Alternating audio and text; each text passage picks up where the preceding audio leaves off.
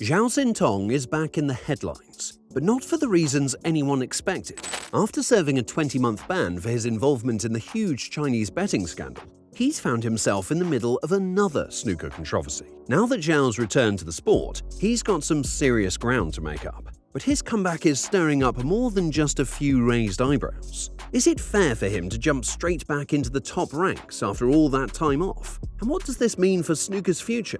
Stick around, because we're about to dive into this messy situation. Zhao Xintong is once again at the heart of a snooker controversy, and this time it's not about his incredible cue skills. Instead, the drama revolves around his prize money, ranking points, and a bit of tension with fellow player Ali Carter. He made history as the first amateur to win the World Snooker Championship after beating Mark Williams, but his journey hasn't been without its bumps. In the past, Zhao was handed a 20-month ban for his involvement in the match-fixing scandal that shook the sport. While Zhao wasn't directly involved in fixing matches, he admitted to associating with those who were, and even placed some bets on himself. After serving his suspension, Zhao fought his way back to the professional circuit through the Q Tour, a move that earned him his spot at the Crucible. If he had lost in the World Championship final, he would have remained at number 26 in the world. But a win launched him into the top 16, a coveted position in snooker, and that's where things get spicy. The real controversy, though, is over whether his potential £500,000 prize should count toward his ranking, since he's still technically an amateur. This has caused quite a stir among players, with many expressing their frustration. Ali Carter, who held the 16th spot, is particularly upset. Zhao's victory bumps him into the top 16, and Carter could be pushed out of some of snooker's biggest events. It's a big deal for Carter, and he's definitely not thrilled by the idea. During the final, BBC presenter Hazel Irvine didn't hold back. She questioned the head of the World Professional Billiards and Snooker Association about the situation. She called Zhao's rise a massive scandal, suggesting it undermines the integrity of the sport, given his previous suspension. Ferguson, however, stood firm in his defense of Zhao.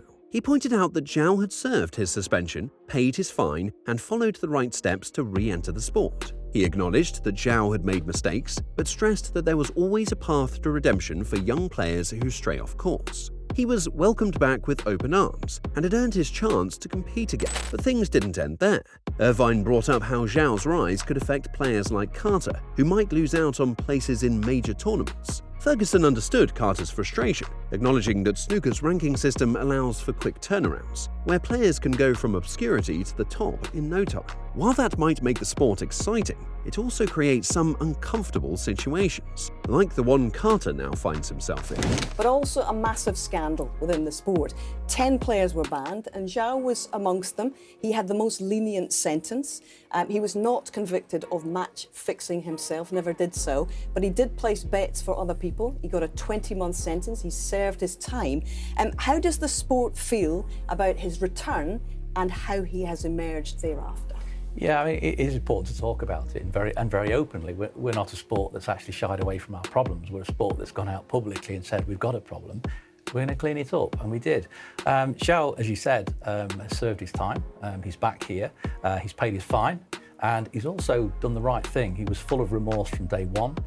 He's made public apologies. He's gone out in public in China and made apologies. And actually, he's followed a route of trying to work his way back into the sport. He's been very, very dedicated. He's kept his head down. And you can see the results.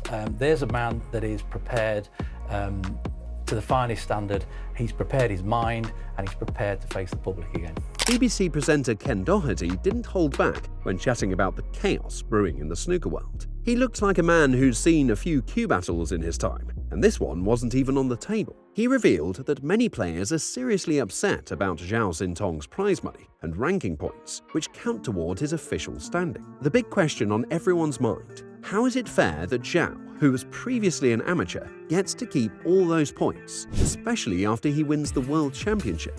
Ken pointed out the crux of the issue is the prize money. If Zhao clinches the title, he not only takes home a cool £500,000, but he also jumps into the top 16 of the world rankings. The problem, according to some pros, is that those points should be reset once he officially returns as a professional. After all, he's not starting from scratch, and there's a sense of unfairness about the whole thing. The big question about his points and the prize money. A lot of players are sort of a bit up in arms about it, that the rules might have been changed, that if he wins this championship, keeps his prize money, you know, where he should be going back to scratch, like when he takes up his tour card. In response, Jason Ferguson clarified that this isn't a new rule, but an unusual situation. Typically, amateurs come and go, playing a few tournaments without making much of a mark.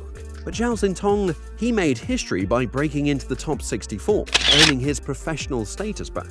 So, according to the rules, he keeps the ranking points. Ferguson explained that once a player reaches the top 64, they're considered a professional again. That's exactly what happened with Zhao. As a result, the spot he earned on the Q Tour is now available for someone else. It's not actually a rule change. It's actually a scenario that's never happened before. Amateur players do enter events from time to time, as you know, from top-ups, from various events. And as they come in, they play against the professionals, but they never break into the top 64 because they only come in for 1 or 2 events. It's the first time we've actually seen this, where somebody's actually broke all the way through, earned enough points in a season. Now, in that scenario, the case is that the player retains those ranking points because the player is deemed a professional player and joins the professional tour by retaining that top 64 position.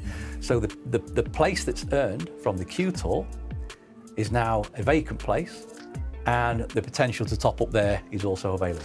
The Crucible is no stranger to unforgettable moments in snooker history. Who doesn't think of Dennis Taylor's 1985 Miracle win, or the countless triumphs of Stephen Hendry and Ronnie O'Sullivan, right? These legends set the bar high, and it seemed that no one could shake their hold on the sport. But 20 years after China's snooker scene cracked open, Zhao Xintong might just have shifted the entire game, not just for Asia, but for the entire snooker world. It all started back in 2005, when Ding's win made headlines and sparked a new chapter for Chinese snooker. With over 300,000 snooker halls across the country and millions glued to their screens, the sport was already massive there. The only thing missing was a Chinese world champion. And now, thanks to Zhao Xintong's well-deserved victory in the World Championship final, that gap has been filled. When Zhao was asked about his victory, his excitement was absolutely contagious. He mentioned how this win felt like a dream, and even shared how emotional he was when shaking hands with Mark Williams, barely able to hold back tears. He reflected on how he initially just aimed to make it through the qualifiers, but his journey ended up being so much bigger than he ever expected. He even hinted that his victory could open the door for many more Chinese players to achieve the same. I can't believe that. Yes. I can't believe what I do in this month. So, yeah, I'm very exciting. Thank you. So that's why I can't believe now. Yeah, I think I had a dream for now. Maybe I'm not sure. It's true. Yeah. Mark Williams immediately recognized the significance of Zhao's triumph. He said that everyone should get behind Zhao and watch him closely, because in his opinion, Zhao could dominate snooker. Williams also mentioned that this kind of victory would definitely open new opportunities, and that it would only be positive for the sport. A seasoned champion like Williams surely knows what it takes to succeed at the highest level, so his words carried a lot of weight. What a pot that he is over there. I'm glad I'll be too old when he's dominating a game, but I mean, I got nothing but admiration for what he's done, come through the qualifiers. Haven't played for 2 years, come through the qualifiers, bashed Ronnie up, bashed me up, bashed everybody up. What can you say? There's a new superstar of the game and he's over there. In the final, Zhao's performance was a display of poise and precision. He dominated the first 2 afternoon sessions, leaving Williams in the dust. But Williams, at 50, the oldest finalist in Crucible history, wasn't going down without a fight. He fought back with 4 consecutive frames, closing the gap from a 17-8 deficit to 17-12. But Zhao wasn't rattled. With unshakable focus, he seized the moment with an 87 break, clinching the title and raising the Chinese flag in celebration. Zhao's £500,000 prize was impressive, but the true impact of his victory will be felt in China, where snooker now has a new king. His win could inspire an entire generation of Chinese players to dream bigger and aim higher in the sport. And that's a wrap for today's video. Do you think Zhao Xintong's victory marks the beginning of a new era in snooker? Or will the competition heat up even more from here? Let us know what you think in the comments. For more snooker content, click the screen below.